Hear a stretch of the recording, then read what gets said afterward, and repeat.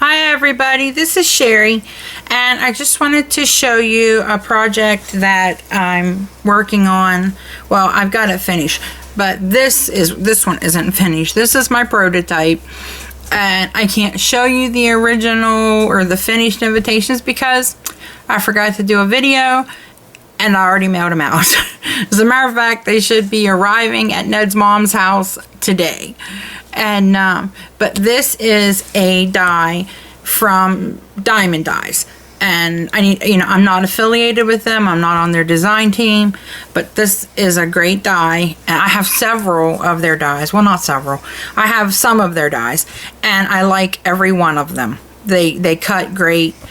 And so my niece is doing her baby shower, and she didn't want it to be the typical, pink or blue, and the women all get together and stuff. Her and Ned wanted to invite their friends with their husbands and wives and their children to all come, and I thought that was great. So they knew they were going to do a barbecue, so we came up with this idea that Beth had seen on Pinterest. And now on Pinterest, it was an A2 size card with an image of a mason jar and then the information inside the image. And I thought, I think I can do that a little better. And as someone who has done her niece's baby showers and bridal showers and all of that, I really like to spoil my nieces in a way that I make them really shine and make people say, wow, where did you get that?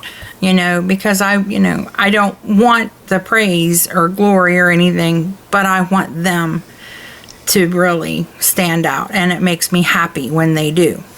And so when she showed me what she liked, I knew that I had to immediately jump on the Diamond Dies website and get this die.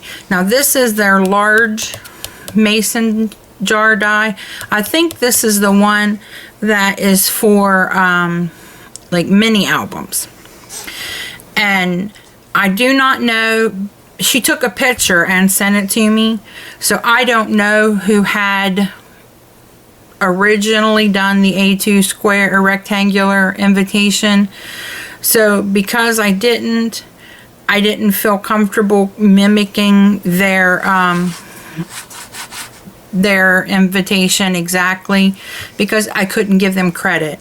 So I did make changes so that it made me feel like it was more of my my idea, because if I can't give them credit, I didn't want to do it exactly like theirs. And I just think that's how it is when somebody, has the original idea. You should give them credit. So I changed some things, and one is they had like just a straight line dividing this. And remember, this is my prototype, so that's why, I had to fix where my line didn't go across. But because it was a baby shower, I had to put something baby-like on it. So I put these little teeny weeny feet on it, and so I was real happy with that. And it's got a little, it's a dark, on the actual ones, it's a darker dotted or dashed line right there. And to do it, I had to take a piece of paper and run it through my die cutting machine. Then I had to, when it came to doing the invitation, I had to use my outline. I kept this piece, I took it out, but I kept it because I'll use it for something later. And but I needed the outside so that I could line these up, because the die is solid, so I couldn't see through it. And so I would line up with the outline, and then slide my die in almost like a puzzle, and then take the outline away and then run it through my die cutting machine. Now, I do have a question, and I don't know if anybody can answer it, but I'm going to throw it out there.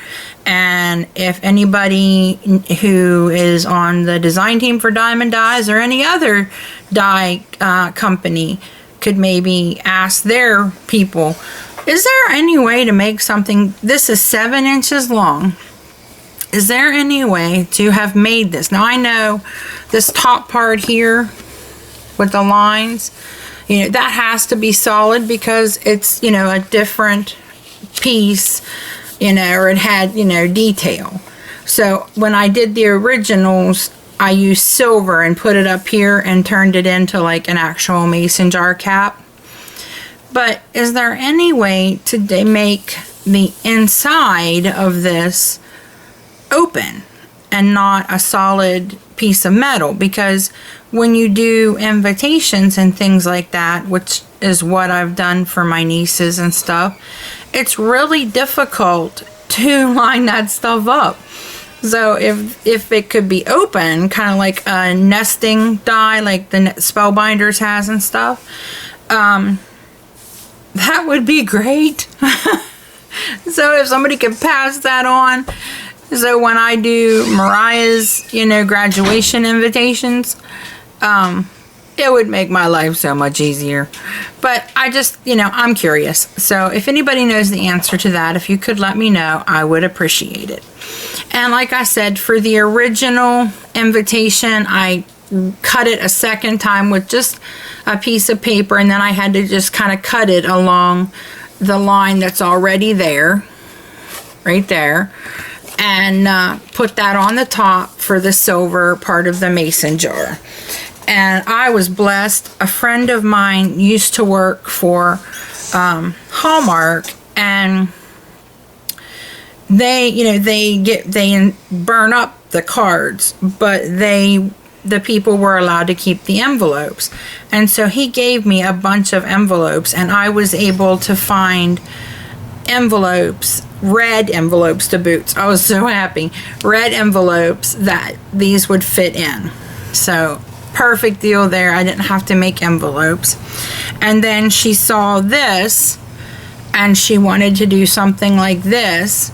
So again, I had to, because I didn't know who did it, I changed up the wording a little and stuff like that, and I, you know, didn't want to mimic the fonts. I wanted to make it my own the best I could, because of course it's kind of simple, but you know, because I couldn't give credit to the original designer. And we used, they're doing, instead of doing pink and blue, you know, like you would for a baby shower or something like that, because they're doing a barbecue, she wanted it red and white checked, like the red and white tablecloths and stuff. So I did this on my computer and cut it out, and then cut some red and white checked paper that we found to go on behind it. And this is American Crafts Basic Rouge Dots, and it's from Pebbles. And the item number is 751369, and we found that at Joann's, and it came in a pack of 25, because I still have to do, I'm doing a big banner that's going to go across the table, or across one of the tables somewhere, and then I'm doing picks that are going to go in the cupcakes, and I will show you all of those once I get them done. But I thought this was really cute, and I wanted to share it with you. And I also wanted to put that question out there, because I'm really confused why some are open and some aren't, and if there's a way to make more dies that are open in the center, so that if somebody wants to use them for invitations, it makes their life / my life much easier. So thank you guys. I hope you like the invitations, and please, like I said, forgive that this isn't the exact invitation, because I already, you know, Ned's mom should get them today, and you know, so there would be silver up here, and this would have went all the way through. But I wanted you to see just another way that I think you can use your dies. And it was harder to do, you know, to line this up, but I think ultimately it was well worth it, because I actually love how it turned out. And I don't want it to sound like I'm bragging on myself, because I don't want that to be that way, or I don't want to sound that way, but I'm very happy. I really am. And it's, you know, I'm not a confident crafter, but this is one thing that I felt I did a really good job on. And so I hope you guys like it. And if you know the answer to my question, if you could get back to me, I would appreciate it. And thanks for visiting me today, and happy crafting. Bye.